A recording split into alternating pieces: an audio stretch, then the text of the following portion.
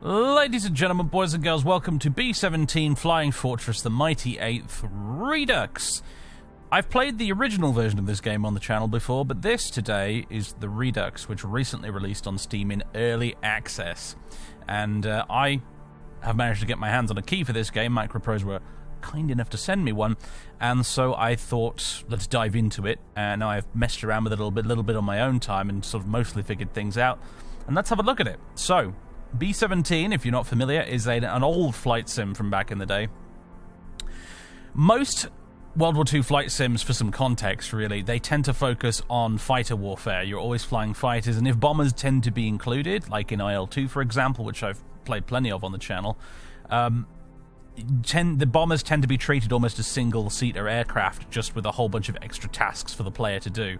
B-17, on the other hand, really understood the fact that flying bombers in World War II is a really, really different experience from flying fighters, and so B-17 is half flight sim, really, and half crew management sim. If you've ever played the rather arcadey, fun little game called Bomber Crew, imagine that, but as a simulator rather than just a sort of fun little indie game. And that's basically what B-17 is. Now, this is the Redux version, which is recently released into early access. It is the original game running in widescreen resolution with some updated graphics. There's still a way to go. It's early access for a reason. It's not one of those games that's in early access and is practically release playable as is. This is definitely early access, and you may want to hold off on purchasing it until you've had a good look at it, which is what I'm going to give you today. What it is not is a full-on remake of the original B-17, the Mighty 8th. This isn't a Resident Evil or Halo-style remake. Cool your jets. Don't set your expectations too high. The devs are extremely clear about what their goals are with the early access information on the Steam page. So with that disclaimer out of the way, let's take a look at what there is here right now. So, we're going to go new game. And, by the way, I do actually have my original B-17 install on this computer still. So, where possible, I will try and give you side-by-side footage of what the original game looks like versus what the Redux looks like. Although that will come with a disclaimer, which is that I believe my old B-17 install does have a few skin packs installed, so things like the bomber skins will look a little bit different. But that's just because I installed some mods on it way back when. So, we have many options. Quick start missions, training missions which have been reworked, by the way. Some of these, they're actually like guided now. They actually it tells you step by step how to do things, versus in the original game, the training missions didn't do that. You had to basically open up your physical manual that you bought with the game and work your way through the training missions using the manual. A lot of games did that back in the day to save on disk space, essentially. They've changed that now, or rather are in the process of changing that now. You can do historical missions, some of which are quite famous, obviously, like, do they have the Regensburg Schweinfurt raid in here? I'm not sure if they do, but there's various famous raids in here that you can do. You can do a squadron campaign, or you can do a bomber campaign as well. And these two here really are the meat of the game, as far as I'm concerned. A bomber campaign is where you take command of a single bomber and its crew. The squadron campaign is a little bit more complex. You actually take command of an entire squadron, and you plan the missions yourself. And you are responsible for basically trying to get all your B-17s home rather than just one. You involves quite often switching between the different bombers to sort of manage them more effectively and what have you. Today, I'm going to be showing you the regular old bomber campaign where you fly as a single crew, because it's probably the best introduction, and it's probably the way I prefer to play the game, actually. We can choose which bombardment group we want to be part of in the 8th Air Force based out of England. I think I'm going to go with the 92nd, based at Poddington, because it's actually quite local to where I grew up. And I guess we'll go with, I like this guy riding on the back of the T-Rex. That's a marvellous logo. We'll go with that. So the 327th as part of the 92nd Bomb Group. Campaign start date, we can change that. I'm thinking May 1944 could be an interesting start date. Let's go with that. And now we get to name our bomber and choose the nose art. I think just to save time, let's just...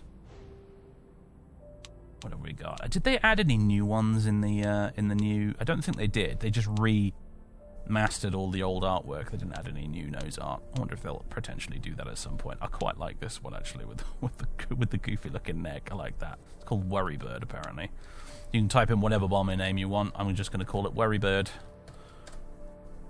So that's going to be our bomber. Here's our crew. You may wish to spam the reset button a few times, potentially just to get rid of the default crew, and so you have a unique one. So these are our guys. Who's the pilot? Who's in command? It's John M. Hitchens. Apparently, this lad here, he's in command of our crew, but we'll be managing all of these guys next. All right, this brings us to the main campaign screen in the base. So you have the operations room, which is off limits because that's for the squadron campaign. Squadron commander's office equally off limits, but we do have the bomber commander's office, so we can pop in here. We can have a little look.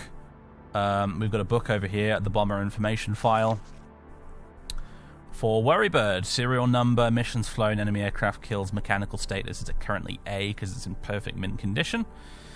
We've also got a crew dossier as well, which has all of our crew members in it, along with their personal information, their date of birth, their marital status, their position, their skill set, which is relevant. That can affect the mission. It affects the AI and stuff. Status active, their morale currently, and medals, missions flown, injuries, all that sort of thing. They're all in here.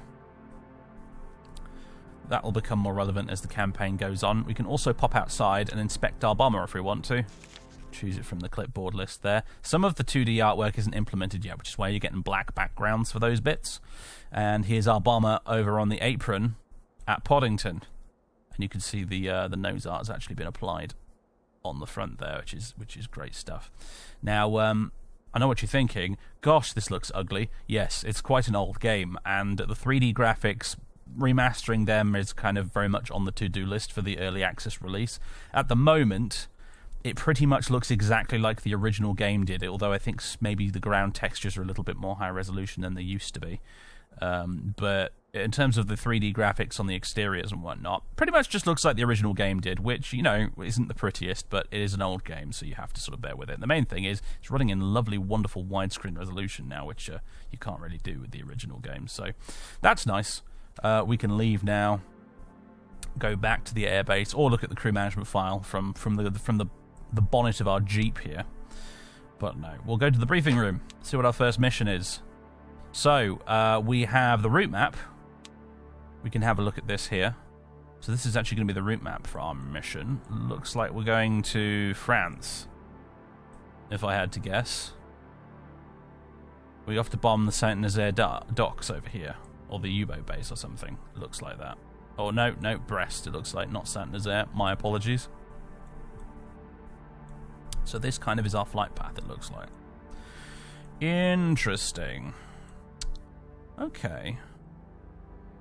I'll tell you what. I'm going to edit this later once we get into the mission, because once we get into the mission, we can actually edit our flight path and all these sorts of things. But basically, we're going to be flying across the channel and then doing a bomb run on the docks here on the harbour. We've got two targets, it looks like. I can't remember which is the primary and which is the secondary. I think the primary is the harbour, the secondary is the U-boat base. And there's no tertiary target. That's assignable up there if you're actually in the mission editor. Recon missions as well. Not relevant unless you're playing the Squadron Commander campaign. Anyway, we got different targets available to select while we're in the mission, weather dependent, that sort of thing, just like they did in real life. And then you've got the initial points here. You've got the decision point, where you decide which target you're going to go for, and then you've got the initial points and all that good stuff. And then we fly back out this way. So, things to note on the campaign map. The big blue rings here, that's enemy fighter coverage. That's where the Luftwaffe fighters will be able to intercept us within that sort of radius. The red rings, these ones, that's where the flak is. That's where the ground-based flak batteries can hit us. I can't remember if there's like different levels of flak intensity. Potentially, I don't. It's been a while. It's been quite a long time since I played the old game. But you can see all these targets in Germany that are way, way, way better defended. We're sort of going for France here on our maiden run here, because it's a bit of a milk run by comparison to heading straight into Germany. But I might try and spice things up a bit by flying deliberately through enemy fighter territory, just to see if we can get some dogfights going. But anyway, there's the map. We can also view a reconnaissance film, which has been taken of the target, which should be pretty easy to identify because it's bang on the coast. When the Americans started bombing over in Europe, they pretty much went for coastal targets originally because they were easier to find when navigating. This being one such example. There it is, that's what it looks like. We're going to be aiming for all those big sort of industrial looking buildings, I think, rather than the actual, ships and stuff. And then we've got the actual briefing file over here. So, primary target's Brest Harbour, secondary target is the U-boat base indeed. Ordnance selected is 6 500-pound general purpose bombs and 12 1,001-pound incendiaries. I don't know if that's correct. I feel like that's not correct. I think that looks like a typo to me. Like, the B-17 could not carry 12 1,001-pound bombs. That doesn't... I think they're meant to be like 100-pound bombs. Oh my god. No, I see what the problem is. I just can't read. The L looks almost identical to the 1. It's 100-pound bombs. Ignore me. Distance to farthest target at 766 miles. Fighter escort, 2 squadrons of P-38 Lightnings. Primary target, Brest Harbour. Flak strength is moderate, fighter strength minimal, priority is high, damage none. From previous raids, obviously, that would be relevant. Target intelligence, Brest Harbour is used to transport some materials and personnel important to the German war effort in that local area. Striking the port would disrupt communications and supply, as well as affecting local morale and support for the Germans. It'll certainly affect local morale if we accidentally bomb a load of French houses. We'll try and avoid that, but no promises. And then there's the U-boat base, which, is relevant for obvious reasons. No tertiary target. This concludes your target briefing. Please sign below to indicate that you have read and understood the above. There we go. I've noticed that they've corrected the briefing. For the briefing book cover, it used to have briefing spelled incorrectly. The E and the I were the wrong way around. I played the pre-early access release version of this, and there was a little typo on the front of the book. Glad to see they fixed that. They're already fixing stuff. There's already bugs I noticed in the pre-release version that have since been fixed. So I believe they're aiming for weekly releases at the moment to keep patching the game and fiddling with stuff. So that's good news. Anyway, let's start the mission.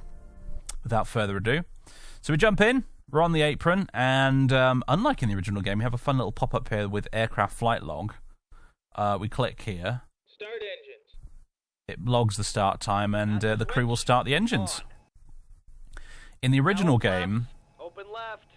you had to go into the radio operators panel and click start mission from there, and it was really buggy sometimes, so I can see why they've changed that. It's a lot more elegant now. There's a lot of little changes like that make life a little bit easier. So, as the crew get the engine started, we can have a little look around.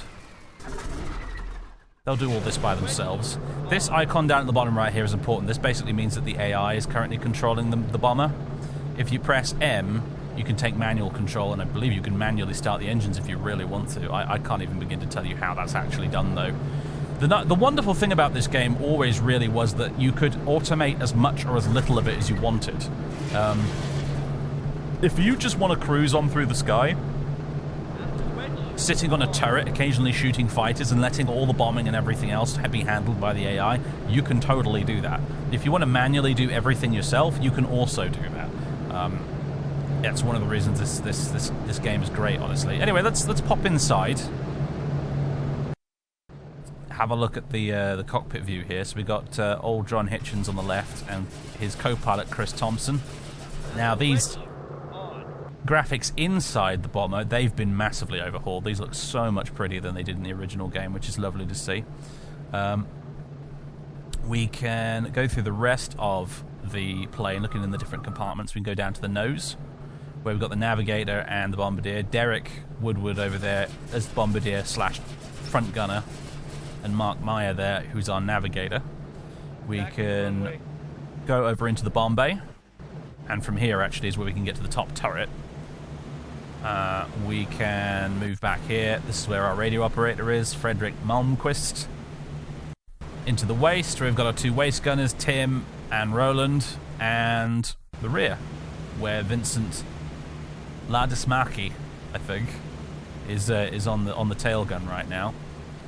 We can click on him, and we can go over to the side here and click Action View if you want to, and we can see things from his perspective. If I hit M to take manual control, I can move the gun around. They're sort of mounted down below there in the tail section. We're looking at the crosshairs here. I can look left, up, to the right a little bit, using the hat switch on my joystick. Now, you don't have to have a joystick to play this game. You can fly the B-17 with keyboard if you want to. And the gunning positions, they actually can be controlled with the mouse now in the Redux version of the game. In the original version of the game, you needed a joystick to be able to aim the guns. In the Redux, you can now do that with a mouse. I will say that on my setup, for whatever reason, the mouse sensitivity is extremely low, so I'm still using the joystick to aim, old school style, since I've got it on my desk anyway. So yeah, we can look at some of the other positions as well as we taxi to the runway. Let's go back here. Let's hit A for action view. That's the keyboard shortcut. Give it a second there. I get some hitching when switching positions sometimes when playing this. I don't have this installed on an SSD because frankly I didn't think I'd need to, but I don't know if that would make a difference or not. Still, like I said, very early access still. But here's how things look in the waist as we continue to taxi towards the runway. You can see the other bombers getting ready to go over there in the distance as well. Let's head back to front. Let's sit in the pilot's position for a minute, shall we? Go action view. We can look around with the hat switch from his position. He's still taxiing the plane right now. I've got AI control on, as you can see by the bottom right icon there. But we're on our way. You are cleared for takeoff. Here we go. I'll let him handle the takeoff. Actually, you know what? I'll do it myself. Alright, throttle up.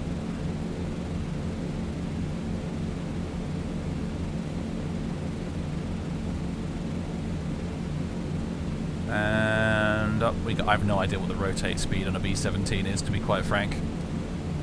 Raise the landing gear. Retract the flaps.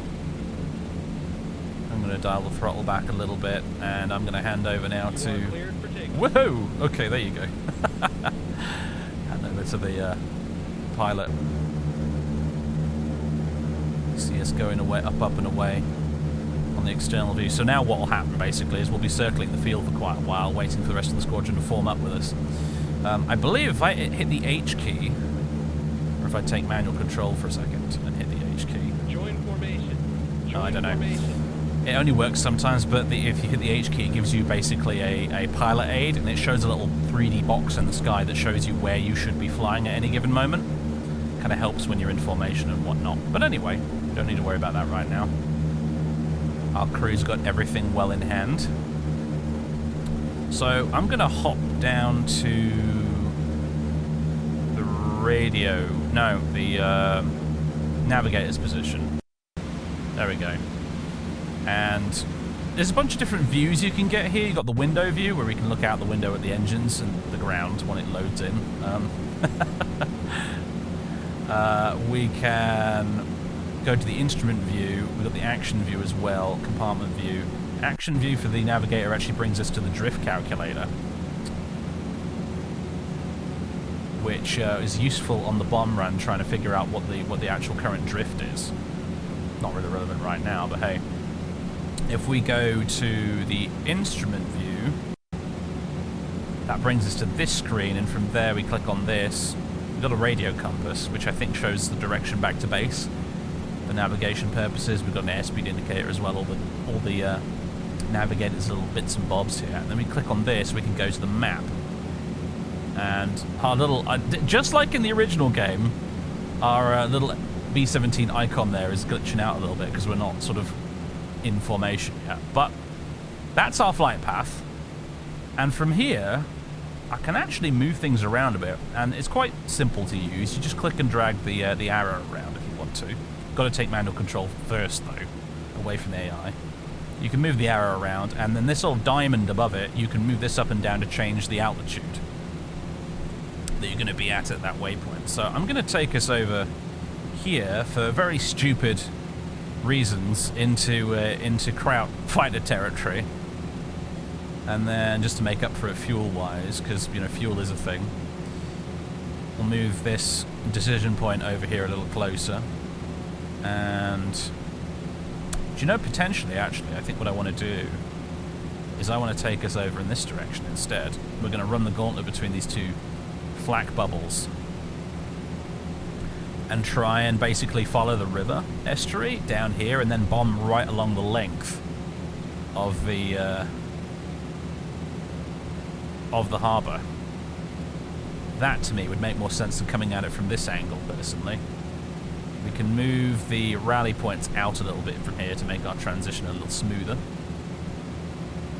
After we turn away from the target, back out over the coast, we can also move this waypoint over here. One thing to bear in mind is that you don't want your turns to be too sharp, because if they are, and you've got bombers in the formation that are damaged, their flight controls are really not up to the job of some really high-intensity precision flying, and quite often they'll potentially spin out of control, or even there'll be collisions. There are a lot of collisions in this game. Bombers will slam into each other, fighters will slam into bombers. It can be absolute chaos sometimes. So you want to be kind of aware of that. In fact, one thing we can do is add a new waypoint right about here to smooth this out a little. So there you go, that looks much nicer. It's going to cause fewer incidents if anyone gets damaged by flak or fighters on the way in.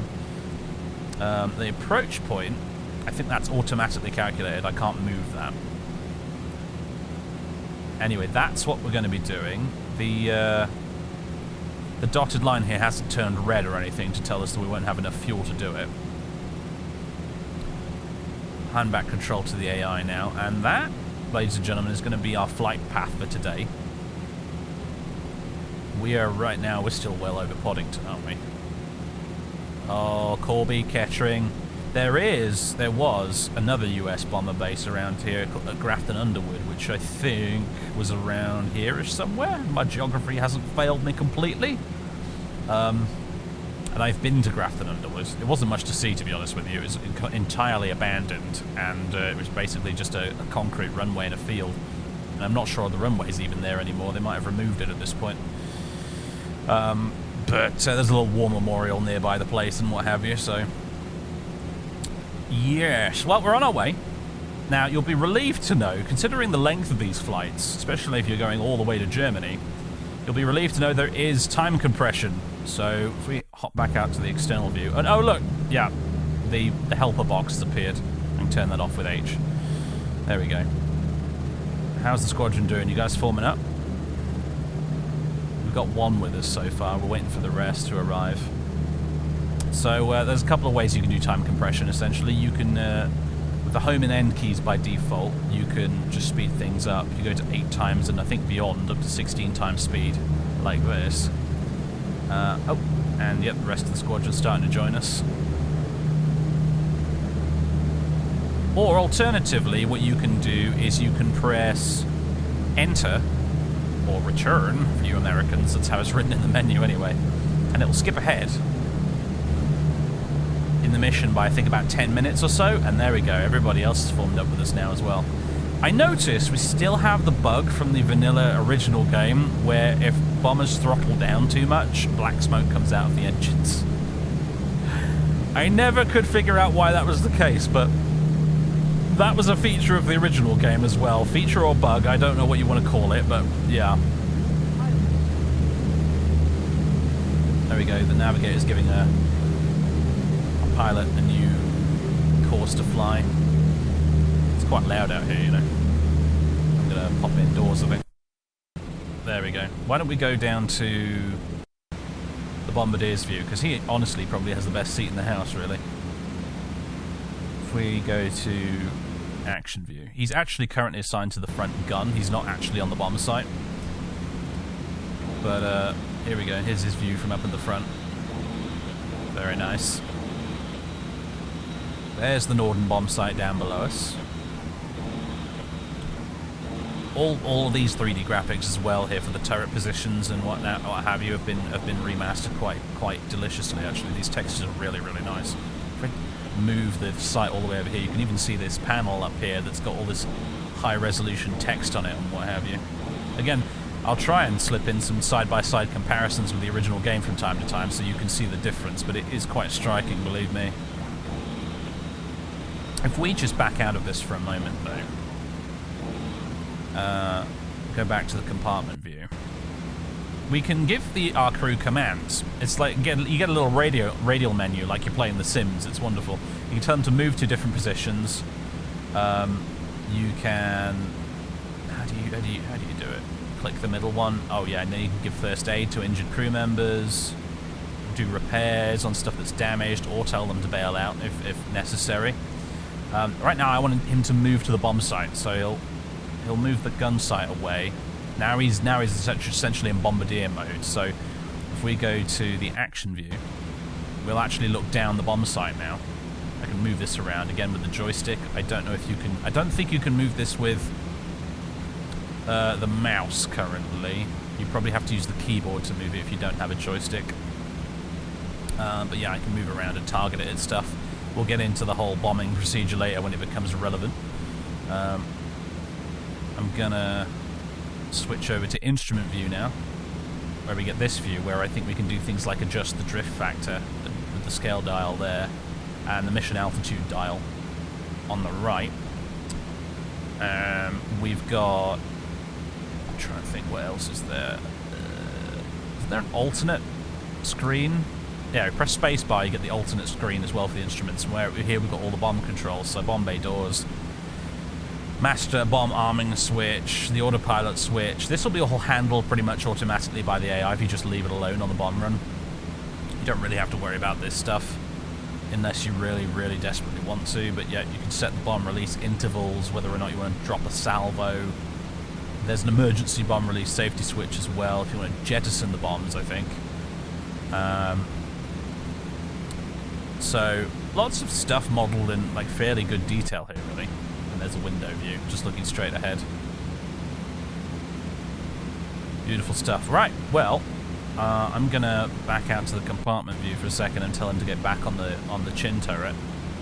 There we go. There's also the cheat gun on the side here. This, you can tell him to move to that, or better yet, tell the navigator to move over to that if things are getting really hairy. But we'll tell him to move back to the chin turret. Now, it's important that the navigator is at his station during the flight, because otherwise he'll lose track of where we are, and the accuracy of where our aircraft is basically on the map will be affected. At the moment, good, we've got a green line here, which is basically telling us we have enough fuel to do the flight. Now he's had a chance to recalculate. But if the navigator's skill is very low, or if he's not been at his position for a while because he's been busy shooting at enemy fighters, for example, or he's injured or incapacitated or whatever, our position on the map will become less and less reliable, and eventually we won't have any idea where the hell we are. And you'll have to, hopefully get your navigator back on his position so he can try and recalculate where the heck everybody is. So it's important that he does his job. There's a lot of little sort of background things going on in this game like that, which is really kind of cool. Anyway, ladies and gentlemen, I've talked you through all the basics. I think I'll see you when trouble's ahead, pretty much. As you can see, we've just passed over the English coast. The Isle of Wight is behind us at the moment. I'm just enjoying the view, personally. I know the graphics are incredibly basic, but I don't know, in a way it's still kind of impressive. Seeing all these B-17s flying around down here. It's just great stuff, honestly. Then again, I'm easily impressed. I grew up playing old games that looked as ugly as this, so to me it works. Probably doesn't for you newer kids. But we're on our way. I think we're bombing from a relatively low altitude today. I think it's 15,000 feet we're bombing from instead of way up in the 20s. But sooner or later, we're going to end up skirting into Luftwaffe territory very shortly. Now, I've done that deliberately, basically, just because I want to kind of show you guys a dogfight with enemy fighters flying around and whatnot and getting a chance to shoot at them. However, knowing my luck, the Luftwaffe will not oblige us, and we might not get intercepted, in which case I'm probably going to have to fly another mission just to show you guys a proper dogfight. Because I'll admit, I kind of forgot that the first mission of the campaign is the milk run over to Brest. So, well, we'll see what happens, I suppose. Right, I'm on the tail gunner's position at the moment, and I heard someone call out bandits. I didn't see anything, though. But one of the B-17s has actually lost an engine. Oh my god, here they come. I can see shooting. Nobody's calling it out, though. Whoa, there they are. There they are, okay. Okay.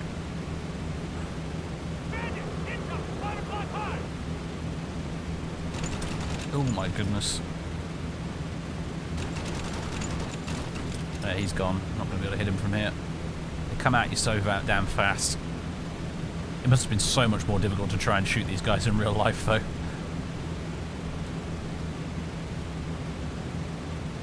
Let's see, should we switch positions? Let's go top turret.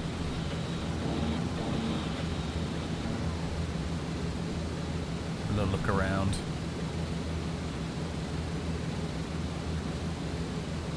See anything? It's actually easier if you look sideways to really see what's going on than if you're looking forward with the gun sight in your face.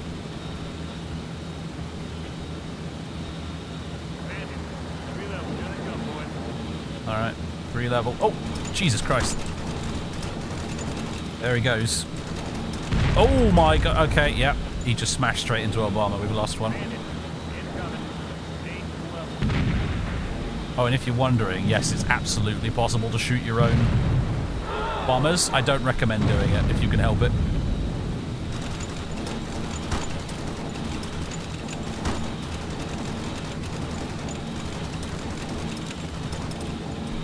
You have a limited amount of ammo for each gun as well, by the way, in case you were wondering.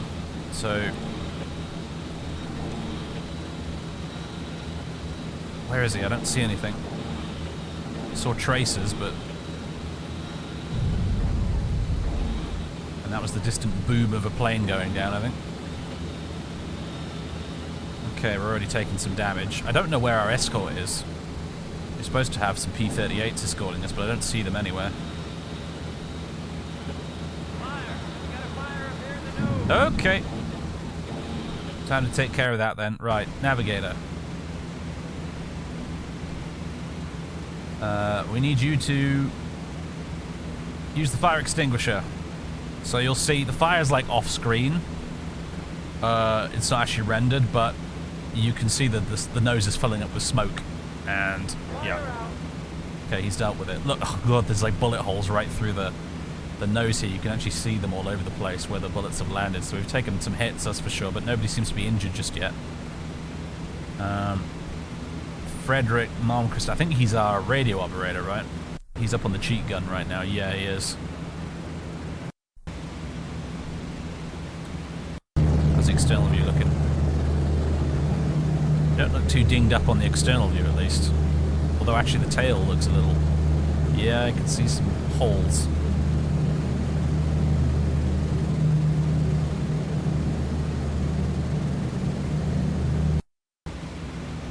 Over to, yeah, radio operator has gone back now to his position. The AI is fairly independent. You can customize in the options just how independent you want them to be. Like if you absolutely must micromanage everything, you can set it so that they don't have any initiative of their own at all. I have it set to high initiative though. I like them to be able to sort of do their own thing when they feel it's necessary. If we switch to the ball turret for a second. The visibility in here is absolutely horrific. See the other bombers below us right now from this position. Oh, they're shooting at something. Oh my god. I only saw it for a second. Like, the visibility is so bad you just can't see them coming very easily. You just have to watch the traces from the other bombers.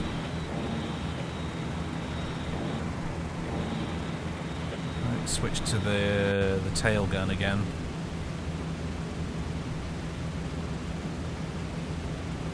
After the initial head-on attack, most of the fighters will be coming at us from behind after all, so... I'm sorry, have we lost an elevator? Or is it just this camera angle looking a little weird? Okay, it's just a weird thing with the camera angle. We do in fact both have our elevators both still intact. Good to know.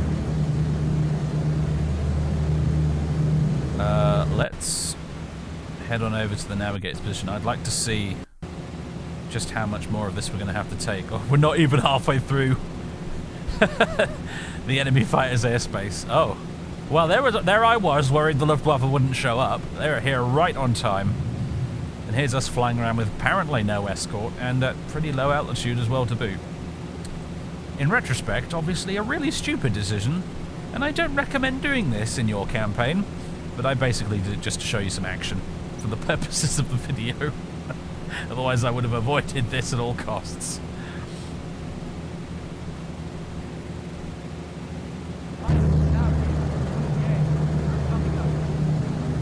Oh! Did you see that?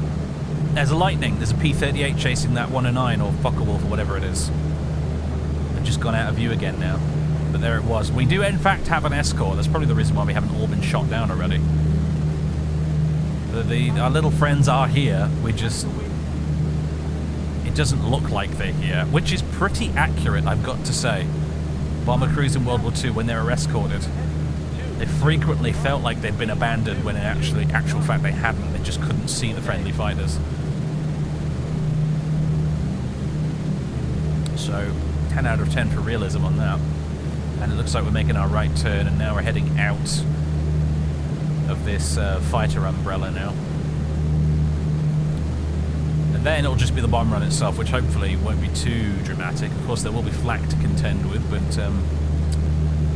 mostly I think it's going to be a question of getting our bombs on target, because the enemy won't be able to scramble fighters over Brest. They don't have any air bases that far out west. Alright. So far so good. Oh, we got more coming in. Looks like the AI gunner's got some hits in him though, because he's trailing smoke of some sort. Did not have time to switch over to that, and I heard nobody call it out either. Oh my god. Okay, I think that was a Luftwaffe fighter that just went down. I think maybe a P-38 shot him, or maybe they collided or something. Those three fighters are all diving down to the deck now. One thing I do love about this game is it gets the sound delay correct. You know, you'll see an explosion happen in the distance and you'll hear it afterwards. Quite frequently. At least unless that's my imagination, but I don't think it is.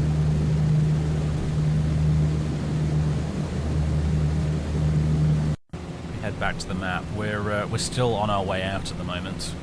Just every now and again, it's kind of tense really, because they're just every now and again, it's mostly like this, we're just flying along doing our own thing, and then all of a sudden, just when I'm about to stop paying attention, another random Luftwaffe fighter appears out of nowhere and takes a strafing run at us. That's one of the P-38s just flying over the top of us right now, one of our escorts. Thanks, little dude. Thanks for looking out for us. However, it sounds like one of our crew's injured, so we better go deal with that. Let's see. Frederick, our radio operator, he's been injured. Alright, we need to go get somebody to help with that. Navigator. Mr. Meyer, sir, I need you to give first aid. I'm going. So he'll be on his way. We can actually follow him if we switch compartment views. He'll actually make his way through the bomb bay, I think, between the bombs. Any second now. He's got to crawl under the sort of the bit in front of this. There he goes.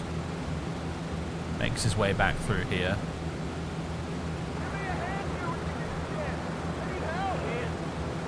But if you're complaining, mate, on the intercom, you can't be that badly injured.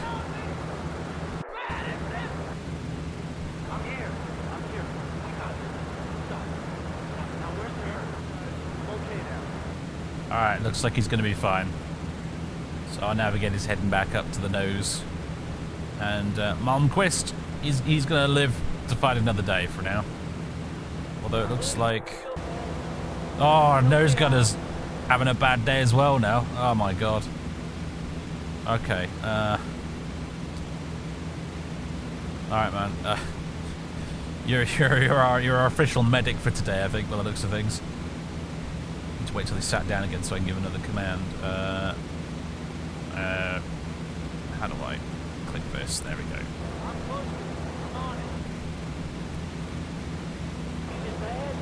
We're gonna need you to do the bomb run, mate. We need you in working condition, my friend. Let's get Woodward back up to speed, everybody. He's gonna be important. Otherwise, someone else will have to take over, and we'll probably do a terrible job. He's kind of important. I assume, hopefully, the bomb site is still okay and not damaged. All right. Okay. Get back to work. Looking good then. Phew. It's been a hairier mission than I thought it would be so far. Hello. Is this our radio man up here to... What is going on? What are you doing, guys? Why have you switched to the cheat gun? What is happening? Move to the bombardier's position. What you got? This is the problem with them having a little bit of you know, initiative. Oh god, now the navigator's passed out. All right. You're up, mate. The injuries tend to roll in a little bit after the combat has died down, which can obviously be problematic if we've still got to do the bomb run. Since our navigator's injured right now, I'm pretty sure I can't look at the map. But if I were able to, I would say we must be surely getting out of enemy fighter coverage by now. There haven't been any more German fighters since the last one. Famous last words, I know. Alright, everybody back up to speed. Does anybody else need some first aid while we're here before we actually get on the bomb run? Speak now, forever hold your peace, boys. Alright, who's this come up to visit now? Roland. Roland, he's one of our waist gunners, I think. Oh, he's... yeah, because Maya was injured, he's now trying to take over for the navigator's position, but it doesn't matter now, so we need you to go back to friggin' wherever you came from, dude.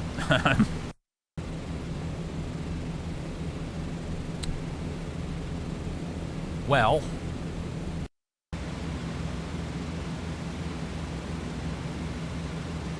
I will manage this little crew mishap, and in the meantime, hopefully we don't get shot at anymore. Okay, so we are actually now approaching our decision point.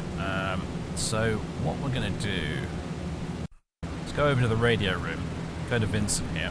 Go to his instrument view. And we've got logbook and order book. Alright, navigator's lost track of where we are. That's just what we needed. Waiting to begin mission to bomb Brest Harbour. Beginning mission at 7:30. Beginning outward leg at 7:57. Reached waypoint at 8:57. That's the log so far. If we go here, we can order things like formation altitude change, return to base and leave formation. We can't at the moment, it looks like, choose the target we want. I'm not sure when exactly that happens. Some of these features, I think, in here I might actually be missing that were in the original game. They've yet to be re-implemented so far in the Redux, I think, last I checked. For example, one of the things you can request is the weather report for each of the targets on your mission so that you can make an educated decision on which one you should probably go for, because it will tell you things like cloud coverage. I don't think that feature is actually currently implemented in the Redux. Like I said, early access, that stuff still needs to be fixed and tweaked and things. So, it doesn't seem to be an option to change target right now. That might happen once we get at the decision point or slightly after it. I'm not really sure. Either way. Let's look back at the map and we'll see. Alright, we're just past the decision point, but as you can hear, the flak rings on the map possibly not as accurate as they could be because we're being shot at. Navigator seems to have relocated our position, which should have been very easy considering we were going over the coast. But, yeah. The Jerry's are giving us what for in the flak department. Perhaps I made the wrong choice trying to run the flak gauntlet down the middle here. Never mind.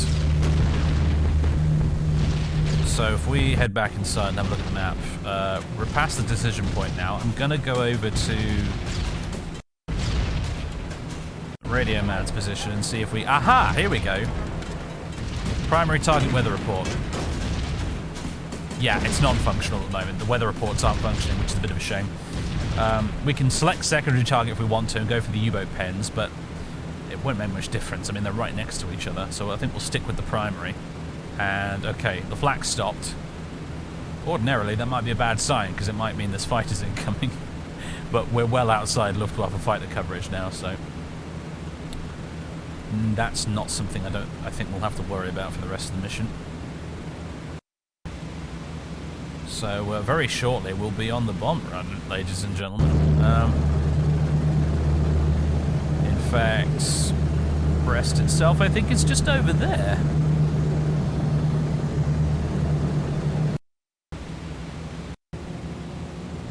Yep, we're going to follow the estuary right down here, go over this city or town or whatever it is here.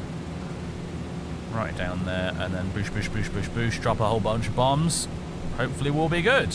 A lot is going to depend on my use of the Norden bomb site, which is not great, I must admit. There's an art to it, and I'm very rusty. It's been a long time since I last played this game, and we're probably going to miss, I'll be honest with you. But on the other hand, that would be very, very realistic. The Americans and the British were both very, very inaccurate when it came to strategic bombing. Oh, he's lost us again.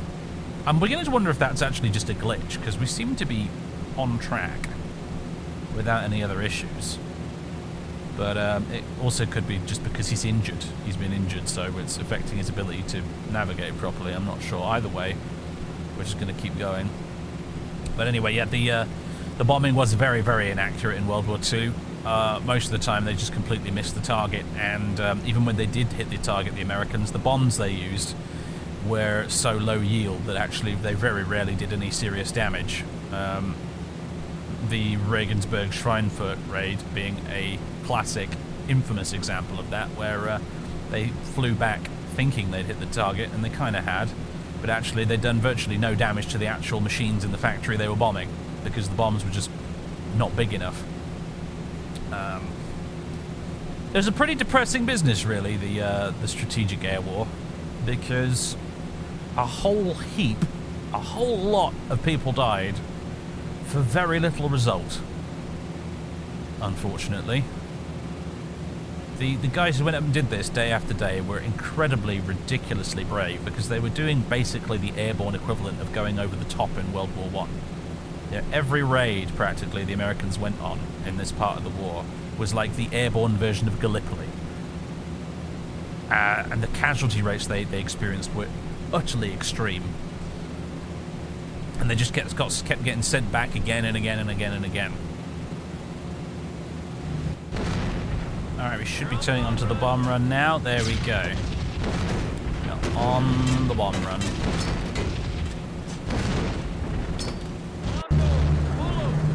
Bomb doors are open. Let's go back in here and let's switch over to the Bombardier's view. Navigator still has no clue where we are, apparently. But here we go. Right. We'll have manual control.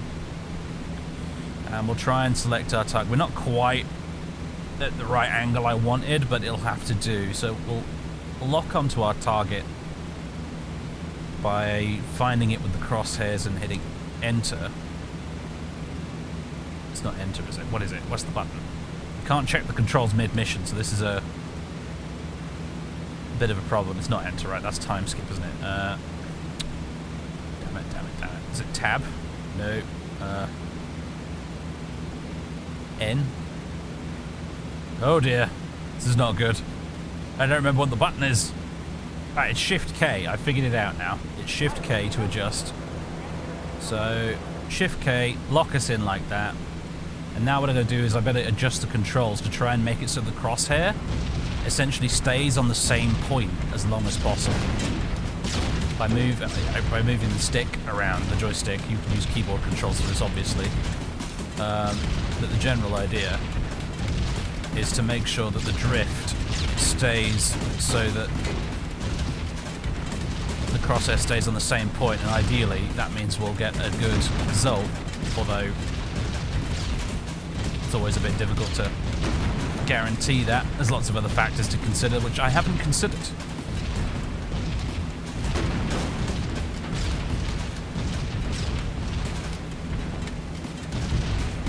We're drifting to the left, I need to bring it back to the right a bit. And basically at the right moment the bombs will automatically release. Alright. This might be about as good as it's going to get. When the two dials on the right line up, the yellow ones, it'll be bombs away. Probably all going to go straight to the right and land on all those houses if I know my luck. But hopefully the bombing run should start with this big building here and go right up the gut, is the general idea. Down they go.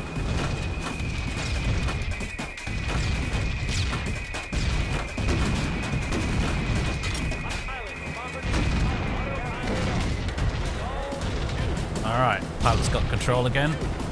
I'm going to go to the belly gunner's position. Have a look down. See what the results are. If we can see it through the cloud.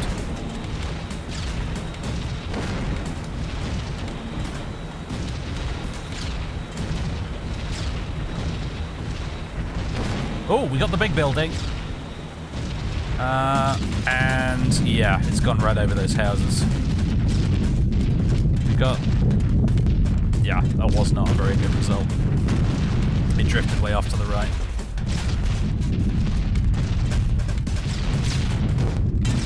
Unfortunate. Well, at least we hit something, at least.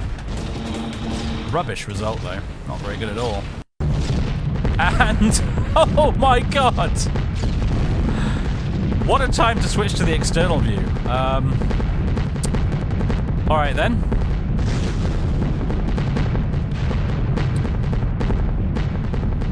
It looks like some of our crew have managed to bail out.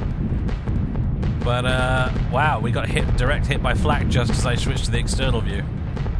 And we're toast!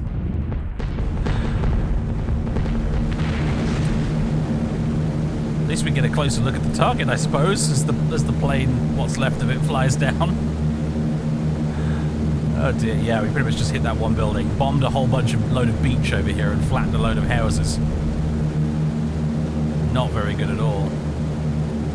Well, and splat. Damn.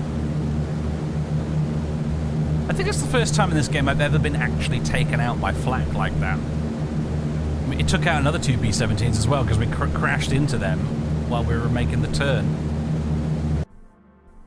And that's it. You get over to the mission over screen.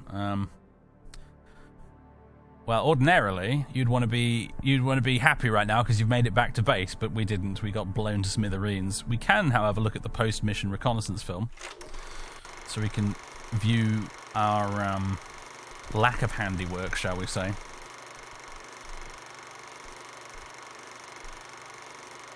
Should be coming into view just about now, although there's clouds in the way. As you can see, all these buildings wonderfully intact just through the cloud. It's not a very good recon film, is it, really? Yeah, we did a terrible job. Absolutely dreadful. It's harder than it looks, what can I say? I probably need to go back and read the manual again and try and really figure out what it is I'm doing wrong with the Bond site, but there you go. We'll have a look at the mission debriefing.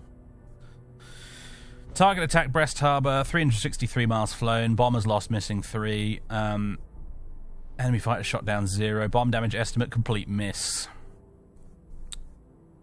Crew injuries suffered. It was a bit more than just a few injuries, mate. And yeah, there you go. There's the bomb damage assessment. Not very good at all. Worrybird bailed out over enemy territory. 10 prisoners of war. All right, everybody made it out then, luckily, somehow. We're all taken as POWs, though. And there's the debriefing. Exit debrief.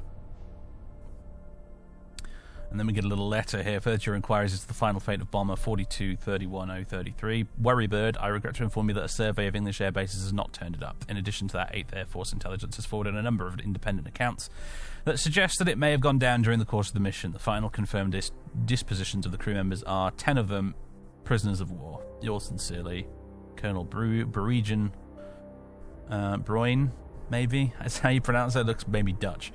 Commanding Officer, 92nd Group. There you go. And some other news and stuff like that you get when you're in the bomber commander's room. That's not relevant because our campaign is effectively over right now. There you go. And there's the credits. So, ladies and gentlemen, we're done.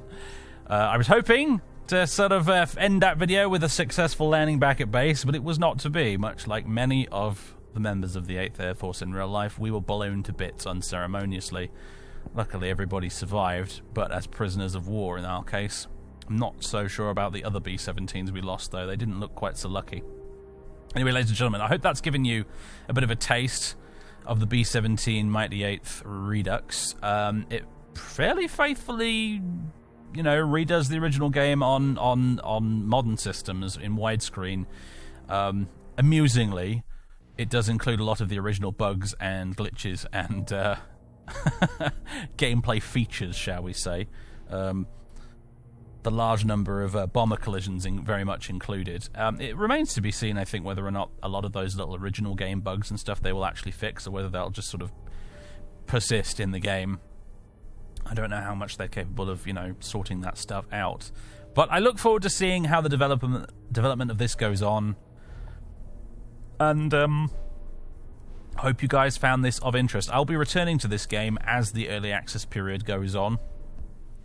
We'll take more looks at it, and eventually I'd like to do a campaign series. I think that would be quite fun. Hopefully it'd go a lot better than it did today, though.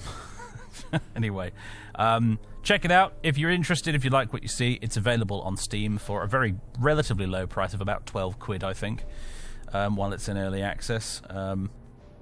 And that's about all I've got to say. If you want to support the project, go ahead and get your hands on it. I believe their plans, Microprose's plans after this, are to make a sort of spiritual sequel to this called The Bloody 100th, which there are some early build screenshots of that on the Steam page for it already, and they do look really, really nice. So a modern successor to this game would be pretty darn sweet, but I believe the plan is for them to work on this Redux version of the original first. I say original. The original B-17 was a DOS game, I think, and this, the Mighty 8th, was a sequel to it. So, but anyway, that's besides the point. Ladies and gentlemen, I hope you found this entertaining, if nothing else, and I'll catch you next time. Toodaloo, and good luck if you decide to do this for yourself. Hope your campaign goes better than mine did.